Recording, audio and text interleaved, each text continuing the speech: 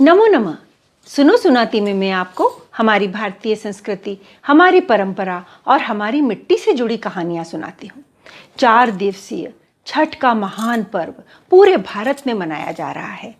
बिहार, झारखंड, उड़ीसा आदि राज्यों में तो इसकी विशेष धूम होती है। इस पर्व की विशेषता क्या है? न पंडित न पंडाल, न मंदिर न मान, किसी भी चीज की आवश्यकता नहीं है। बिना किसी भेदभाव के अमीर गरीब सब मिलकर के एक ही जगह आकर के एक ही प्रकार से एक ही प्रकार के प्रसाद बना करके इस पर्व को मनाते हैं। यह पर्व द्योतक है हमारी संस्कृति के उस भाव का जिसमें हम सूर्य देव की आराधना करते हैं और अपने आप को प्रकृति का अंश मानते हुए उनकी पूजा करते हैं। यह पर्व इस बात को भी दर्शाता है कि हम कितने कृतज्ञ हैं जीवनदायी सूर्य के प्रति। यह पर्व यह भी बताता है कि हम हमारे विचारों में, हमारे संस्कारों में क्षितिजल पावक गगन समीरा के संस्कारों को आज तक समेटे हुए हैं। सूर्य उपासना की जो उदाहरण हैं वे हमारी संस्कृति में बहुत पुराने मिलते आ रहे हैं। वाल्मीकि जी ने रामायण में लिखा है कि लंका के युद्ध के दौरान भगवान श्री राम ने भी आदित्य हृदय स्तोत्रम का पाठ किया था और रावण पर विजय पाई थी। कुंती के गर्भ में कर्ण का आना भी सूर्य के तेज प्रताप के कारण ही संभव हुआ था। महाराज अश्वपति ने सूर्य की आराधना कर सावित्री जैसी पुत्री को पाया था।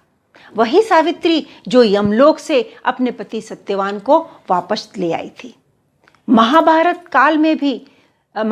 में भी सूर्य पूजा का उदाहरण मिलता है, जिसमें कहा गया है कि युधिष्ठिर ने सूर्य देव की आराधना करी थी तो उन्हें एक अक्षय पात्र मिला था, जिसके कारण वनवास के दौरान उनके जीवन में कभी भी धान की और अनाज की कमी नहीं हुई थी। साथ ही साथ भगवान श्री कृष्ण के कहने पर द्रौपदी ने भी सूर्य देव की उपासना करी थी और अपने पतियों की विजय की कामना करी थी। तो इस सूर्य उपासना के पर्व में छठी मैया की पूजा कैसे होना शुरू हुई? छठी मैया जिन्हें हम कहते हैं वे ब्रह्मा जी की मानस पुत्री हैं, ऐसा श्रीमद् भगवत महापुराण में कहा गया है। और सूर्य देव की 6 रश्मियां हैं। इन्हीं 6 रश्मियों की संयुक्त रूप से उत्पत्ति होती है छठी मैया के रूप में।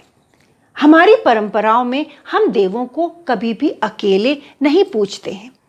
शिव जी के साथ हम पूजा करते हैं शक्ति की, भगवान विष्णु जी के साथ हम पूजा करते हैं लक्ष्मी जी की, ब्रह्मा जी के साथ हम पूजा करते हैं सरस्वती की। जिस तरह शिव बिना शक्ति के शव के समान होते हैं, वैसे ही भगवान सूर्य देव भी इतने तेज के साथ भी अगर उनके साथ संज्ञा जिन्हें हम छठी मैया के रूप में जानते हैं नहीं हो तो उनका प्रताप भी नहीं हो पाता है। वे सब नहीं कर पाते हैं जो करना चाहते हैं। तो इस तरह हम कह सकते हैं कि भगवान सूर्यदेव और संज्ञा या छठी मैया मिल करके इस जगत को चलायमान रखती हैं। सूर्यदेव क्योंकि कर्मयोगी हैं, जो हमें कर्मयोग का पाठ पढ़ाते हैं, वहीं छठी मैया सभी बच्चों की, सबकी सुरक्षा और देखभाल की जिम्मेदारी अपने ऊपर लेती है। इससे जुड़ी एक रोचक छोटी सी कहानी है। प्राचीन काल की बात है। एक राजा थे प्रियवंद। राजा प्रियवंद की कोई संतान नहीं थी।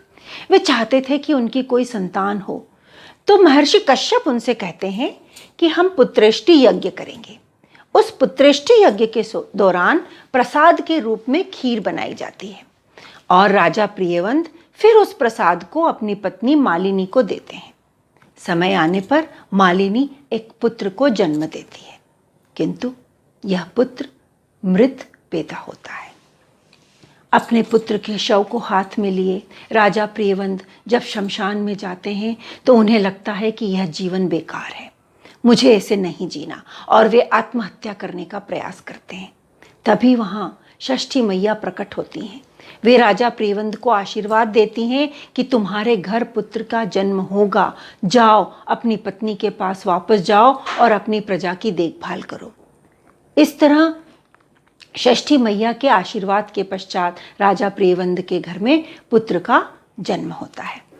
तो सूर्य उपासना का यह पर्व छठ शुरू होता है कार्तिक मास की चतुर्थी से नहाए खाए के साथ में। दूसरे दिन होता है खरना।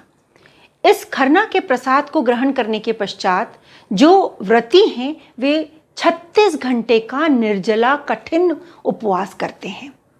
तीसरे दिन व्रती संध्या के समय भगवान सूर्य देव को अर्घ्य देते हैं और चौथे दिन प्रातःकाल उदय होते सूर्य को अर्घ्य देने के साथ ही इस पर्व का समापन होता है। अब इस पर्व में संध्या के समय अस्त होते सूर्य को और सुबह के समय उदय होते सूर्य को अर्घ्य देने की एक पौराणिक प्रसंग आता है। इस पौराणिक प्रसंग के अनुसार भगवान सूर्य देव अपनी पत्नी संज्ञा, जिसे हम षष्ठी मैया के रूप में जानते हैं, के साथ अपने ससुर विश्वकर्मा जी के पास आते हैं। संध्या का समय था। अपने दामाद और पुत्री को सामने देख विश्वकर्मा जी बेहद प्रसन्न हो जाते हैं और वे अपनी पत्नी अपनी पुत्री और अपने दामाद का स्वागत आरती उतारकर करते हैं। सूर्यदेव और संध्या रात में विश्वकर्मा जी के महल में रुकते हैं और अगले दिन सुबह जब बेटी और दामाद वापस जाने लगते हैं तो विश्वकर्मा जी अपने बेटी और दामाद की पुनः आरती उतारते हैं और इस तरह प्रातःकाल उन्हें अर्घ्य दिया जाता है और इस पर्व का समापन होता है।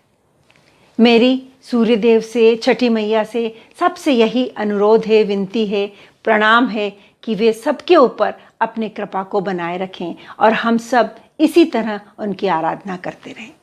आपको यह कहानी कैसी लगी? इसे लाइक कीजिए और मेरे चैनल को सब्सक्राइब कीजिए। धन्यवाद।